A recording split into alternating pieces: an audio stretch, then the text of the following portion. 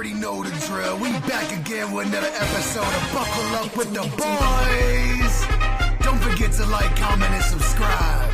So strap on your seatbelts, cause it's all pedal to the metal from here. And without further ado, your amazing host, Drew Billy. Welcome back to another episode of Buckle Up with the Boys here with your host, DB. Trevor will be back next Tuesday with you beautiful people and myself. I'll be covering some of the Super Bowl news, going through some of the Steelers news. What else do we have on the cuff for you beautiful people up there? More about the Super Bowl. Anything else? Oh, and Max Crosby situation. So stick around for that. So this will be kind of a shorter episode that we usually do. But, you know, make sure to check out our shorts. Make sure to subscribe, like, and comment on this. And also hit the notify me button whenever we go live. But we'll be going over a whole bunch of things here in regards to what's been occurring. Also, Travis Kelce, what's his future look like? A whole bunch of things. So stick around with us here.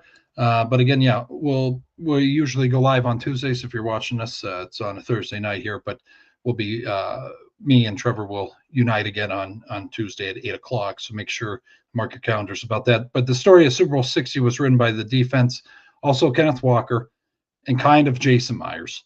The Seattle Seahawks are NFL champions for the 2025 season after taking down the New England Patriots 29-13 in a defensive showdown. Neither team's offense scored a touchdown until two were scored on the consecutive possessions to open the fourth quarter, and then only once more. So I took notes from this game. This is probably one of the most defensive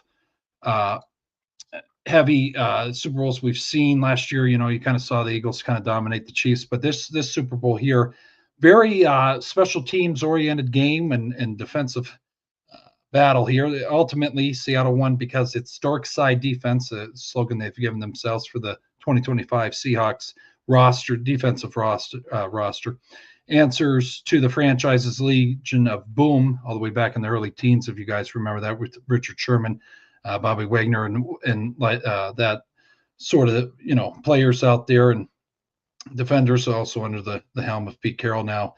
But no, overall, the Seattle Seahawks were able to sack Patriots quarterback Drake May 6 times for 43 total yards lost. They forced 3 turnovers that led to 2 touchdowns and a field goal, and the Seattle defense didn't allow New England into the red zone until the final 3 minutes of the game. I mean, if you want to talk about dominance as a whole, right there it is. I mean, watching that game, I know some people's bets didn't hit, some people's did. I knew looking at it by about the end of the first quarter that Kenneth Walker was going to be MVP.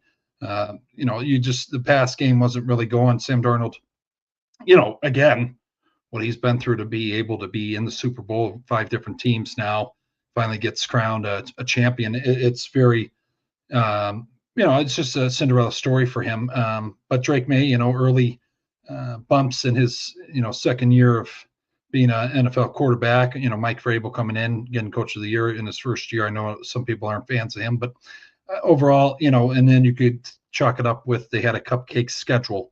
You know, a lot of people out there had issues with how, you know, they got there and then they, you know, they actually played a team that was worthwhile. Okay, I understand your argument, but again, Drake May is a very talented quarterback. I just hope it's not a Dan Marino situation that he never makes it back. I don't think that'll be the case, but we'll see what happens. But anyways, Kenneth Walker, 4th year of tailback, finished the game with 29 touches for 161 yards, his 3rd highest total in a single game in his career, and he does that in the Super Bowl. You want to talk about clutch. What else do we have here? The performance was one fitting of the man that helped put Seattle's offense on his back throughout the playoffs. It was his 3rd game in a row with more than 20 touches and 100-plus scrimmage yards. Well, and overall, very deserving of the MVP nod of the game. I don't see if anybody has, you know, problem with that. Let me know in the comments, but I would be shocked to see anybody out there that knows football that they would disagree with that nod that he got. But McDonald, 38, becomes the 3rd youngest NFL head coach to win the Lombardi Trophy. He's also the 4th ever to win a Super Bowl before his 40th birthday. I mean, hats off to him. He's a defensive-minded coach. He was from the Harbaugh tree. anybody, John Harbaugh's tree in the Baltimore Ravens organization, and then slowly was going to be, I believe, an accountant, if I'm not mistaken, on that, and was going to step away. And then Jesus, the storylines here: Darnold down and out, 5 teams, gets drafted by the Jets. It's a fucking disaster. And then McDonald might not even get a chance in coaching if not for Harbaugh way back. And then I mean, it's just it's a hell of a story there. But Jason Myers as well. The Seahawks kicker was instrumental in Sunday's dominant 29-13 win over the Patriots after making a Super Bowl record 5 field goals, scoring 17 of Seattle's 29 points. Again, if it wasn't K9, it would have been Jason Myers. I don't know if they would have liked to see a kicker get an MVP. I would have been fine with it. Some people out there, had an issue with a special teamer getting an MVP. I think kicking and punting is underestimated in this sport because they have a little notch on the ball, and also the stripes aren't facing them. The stripes are facing away from them, but a little notch on the ball that they got to hit for it to project how it does. They're specialists for a reason. It's more than just kicking the damn ball. There's some element to skill there, and I think people sometimes forget that. But Myers' 5 field goal in Super Bowl 60 broke a 4-way tie between Jake Elliott, Harrison Butker, Ray Hershing, and Don Chandler, who all made 4 field goals in their respective Super Bowl wins. So hats off to Jason Myers, and also the punter. I don't know if I have his name listed, but he played a hell of a job too. Actually, let me look that up while we're talking here. But overall, I think you saw a team that was resilient and really gave it their all in this Super Michael Dickinson. Michael Dickinson, he's an Aussie boy. He had a hell of a job punting overall as well. But Seattle gets the nod here, gets the Super Bowl win, and just happy the Patriots don't have more Super Bowls than the Steelers now. And also a little nod here to you folks out there, if you love facts from way back. Ben Roethlisberger is still the youngest QB to ever win a Super Bowl. Drake May would have took that crown if he would have won, so I'm okay with that. Ben having another nod to his name. What's going on, Captain Insano? Thanks for joining in. But no, Santa Clara now, California, after earning a Super Bowl victory. Now, this is an interesting storyline we see developing here. Clint Kubiak is officially on his way to Las Vegas. He goes from leading the way in Seattle on the offensive side of the ball. Now he's going to, I don't think I'm wrong in saying this, a shit organization in the Las Vegas Raiders. Hell with the Pats, I agree. He's on his way to the Las Vegas Raiders now. Seahawks offense coordinator was mum about reports that he would be the next Raiders head coach, saying during Super Bowl week that he was solely focused on doing everything he could to bring a second Lombardi trophy to Seattle. He did that. Now he's on his way to Las Vegas. Now, the question's going to be, and let's go down here. What's interesting is, hold on, where's the situation at? We have a situation here with the future of Max Crosby with the Raiders tying into the Clint Kubiak hiring. Max Crosby with the Raiders is still unclear, leading to the topic being one of the most discussed Radio Row topic this week ahead of Super Bowl 60. So the whole week leading up to everybody's, where's Max Crosby going? Where's Max Crosby going?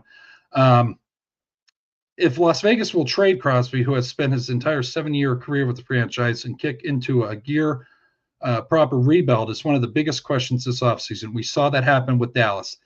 Micah turned out, there'd probably be the same package if they were going to move on from Max Crosby that we would see, that we saw with Micah Parsons deal. So we'll see what happens. But let's see here. What else?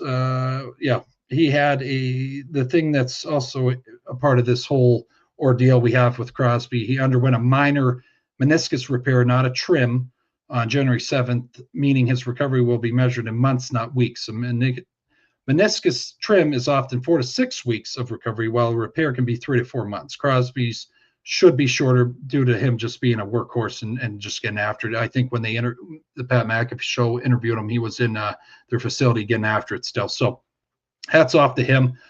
He didn't actually go to Radio Row just to focus on his rehab. So it's all going to play a factor in what goes on here. with Max Crosby's future in there. But Clint Kubiak, I think, comes in with a fresh mind and fresh eyes. I think Pete Carroll's hiring was a train wreck. Geno Smith coming in, that was a train wreck. You guys saw it first. What about the HA? Crazy to see what happens. Yeah. I don't know what Uncle Ralph's saying there, but no. The other thing is they're going to probably draft Fernando Mendoza.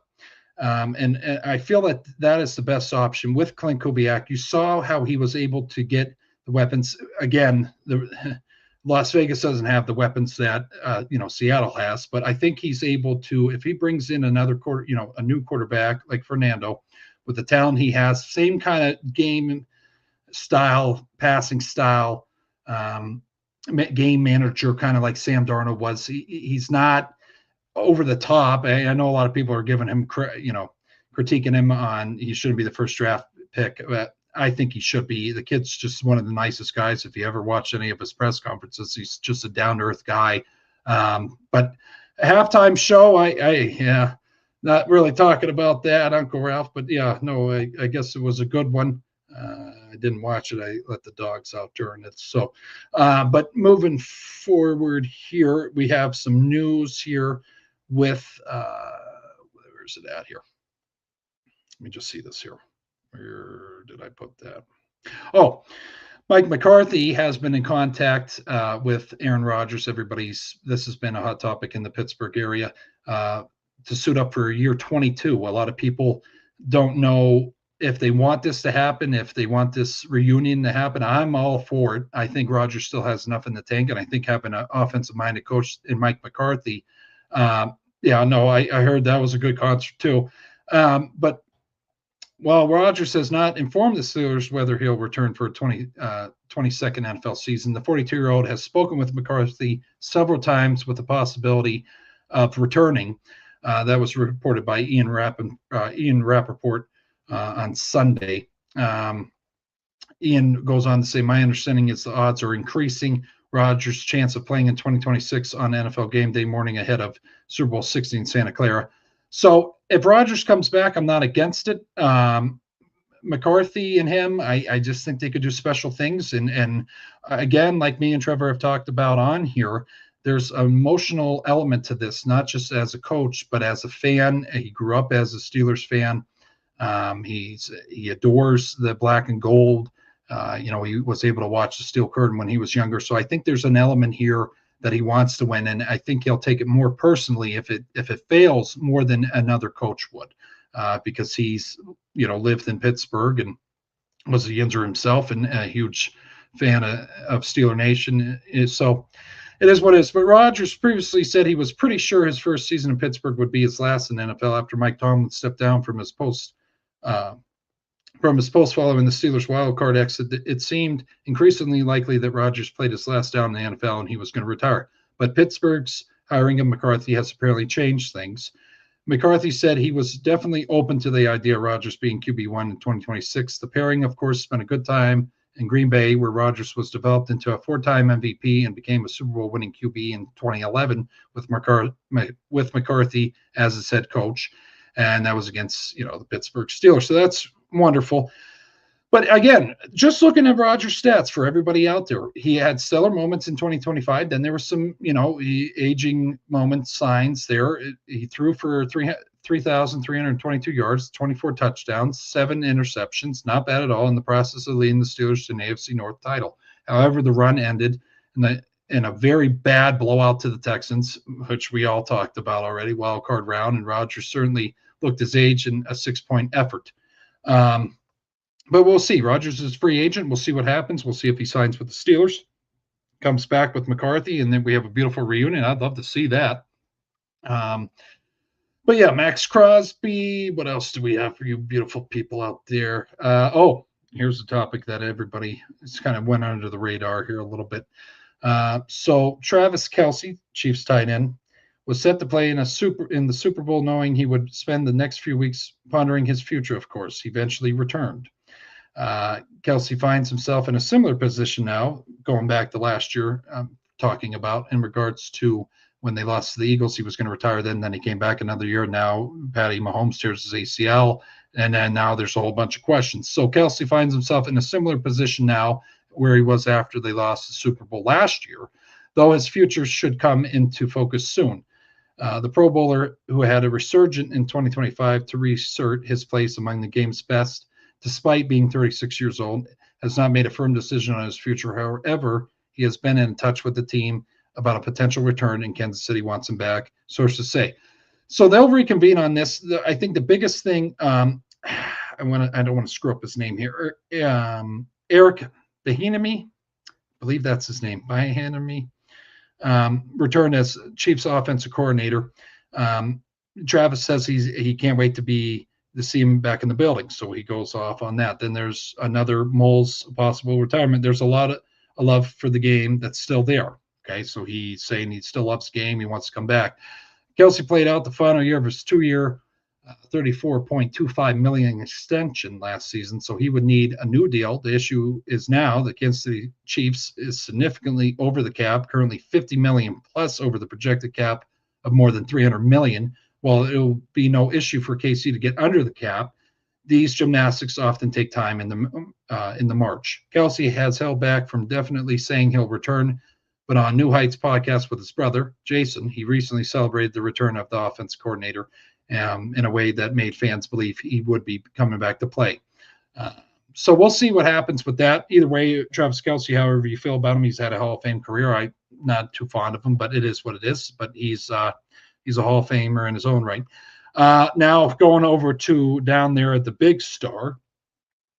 This is an interesting conversation here. George Pickens' first season in Dallas was timely revelation for a 24-year-old wide receiver acquired in an offseason trade from the Steelers. Pickens became an integral part of the Cowboys' high-powered offense in 2025, leading to his first Pro Bowl and positioning the wideout for impending payday with his contract set to expire. Jerry Jones is keen on keeping Pickens in Dallas for the foreseeable future. This is from Jerry Jones here. I'm talking to George all the time by virtue of my excitement for him. He goes on to say he's better than as far as what he contributed to our team, showing the potential that he could contribute. I'm looking forward to getting things worked out so George can be a Cowboy a long time. So we'll see what comes of that. I don't know. I've had my issues with Rodgers coming back with McCarthy will be a big help to Will Hart's development. Yes, I don't think people out there. How you doing, Dad? I don't think people out there realize the person we have sitting behind Rodgers, Mason Rudolph. I don't know where they're at 1 through 3 here. Who the hell would is Will Howard going to be third string or Mason Rudolph be second string? We'll see what happens, but I think we need to give Will Howard a chance. And having Rodgers' mind in there, you saw what he produced with Jordan Love. It's apparent that we have a guy. I don't want him learning from fucking Mason Rudolph. I want him learning from Aaron Rodgers. Yeah, he's been known to be a dick, but I saw a different light this year with him when he was on the Steelers, and I think it really changed my perspective on Rodgers, and I'm a fan of him. Not just because he graced the black and gold people. I know everybody says, oh, you're fucking biased. No, it's because he actually showed some lights of he gives a shit. He expected greatness. He expected guys to run the right routes, do the plays correctly. That's why I respect him. But anyways, going back to Pickens' stats here from this past 2025-2026 season, Pickens totaled 93 receptions for 1,429 yards and 9 touchdowns in his first season as a Cowboy, all of which stand as a career-high numbers, while the Cowboys failed to reach the postseason despite bolstering a number 2 ranked total offense. Pickens showcased his talents once again in the Pro Bowl games this week with several highlight moments, culminating him earning the offensive MVP of the NFL's All-Star Flag Football game. You take with that what you want, but it was a special town in Pittsburgh, and I was sad to see him go, but it is what it is. Character did not match with the Steelers, and it is, we'll see what happens. So here's the biggest topic of tonight, and this is how we'll close out our show. Okay, we're at a 19-minute mark. That's all right. But rules changing coming in the spring here of 2026 that the league is going to be looking at, and that is slow expansions on the instant replay. So they want to make it more the plays that they're saying that can't be reviewed, they're going to try to look at and see that they do give them a chance to be reviewed. They're going to look back at, I'm going to say, the Denver Broncos play against the Buffalo Bills when the interception was ruled an interception and probably could have been a catch. They're going to have that. I believe I bet you, I promise you, I bet that they make that rule change and there will be a challenge for the coach in the playoff. The way that Pagula and Bean have been causing all this ruckus over that play. I think that's going to happen. There's going to be a challenge in the playoffs in overtime, one challenge for the coach to do. But they're slowly making expansions on instant replay. We'll see what that means. But I bet you that's part of the discussion. And then the other thing that's pissing me off, this is what pisses me off here, what they're going to be discussing in the spring here. Kickoff formation, replacing the onside kick with a 4th and 13 chance instead of kicking the ball. It goes back to the player safety. Well, I'll tell you this, if there's a fan of, 4th and 13 instead of onside kick, what the fuck? They're planning on doing this potentially again for player safety, because I don't know what the hell it is. If anybody was a fan before 2 years ago, the way this kickoff looks, you are completely taking out players that made careers in Devin Hester, Deion Sanders, however you feel about him now as a coach, but he was a hell of a player. Devin Hester, you think of the miracle on the play with the Titans, the sling pass backwards lateral, and they won the game. You think of Antonio Brown, kick returns. You think of, God, who else? I mean, there's so many you can name that they're Darren Sproles on the Eagles. There's so many guys that you're taking away their God-given ability to return the ball, which also it's probably the shittiest because you got guys running you down. I understand that, but you're just taking an element of the game that could be a game changer, and you're just having it look like shit. It looks I don't even know what to compare it to. But if you will replace this with a 4th and 13 instead of an onside kick, then let's just take the fucking kickoff away. Let's just take it away and give it to the fucking guys at 25 and call it a day, because it doesn't look good at all, and it's just a waste of time for everybody out there. Yeah, the kickers get to show off their ability to fucking punt the damn thing behind the goal post, but they're moved up fucking 20 yards. So, I mean, it doesn't make any sense to me. It is not, there's no excitement that anybody has during these kickoffs. It's boring as hell to watch. And it's just shitty. It's not enjoyable at all. Just pulling up other things here we could talk about real quick before I go off, but it's just bullshit. Also, oh yeah, I forgot to talk about this, but yeah. So if you see the kickoff rules change, don't be surprised. You heard it here from your friend DB. But what else do we have here? Okay, Derek Carr could potentially make a comeback. I don't know who the fuck is going to bring him in, but whatever. Who would have thought Phillip Rivers was going to be coming in? But also there's some heat going on in the Pittsburgh area. Now, Joey Porter Sr. blasts Ben Roethlisberger, former Steelers QB, not being a good teammate or person. This occurred on Not Just Football with Cameron Hayward's podcast last week. Porter not only took offense to what Harrison and Roethlisberger said about last year's situation, but trashed the quarterback's locker room record. So I guess they're not appreciating Joey Porter Sr. is not happy with the comments that James Harrison has made on his podcast with Joe Hayden, and then also Footballing with Ben Roethlisberger. Ben has voiced some of his opinions on how the Rooneys treated the situation, how Tomlin treated the situation, and it was subpar. Again, Joey goes on and says, Harrison broke the brotherhood. Then Seven, Roethlisberger he's referring to, definitely broke the brotherhood. Out of anybody that should talk, he should never grab a microphone and really talk Steelers business. Because if we talk Steelers business, it's an ass. His ass is foul of all foul.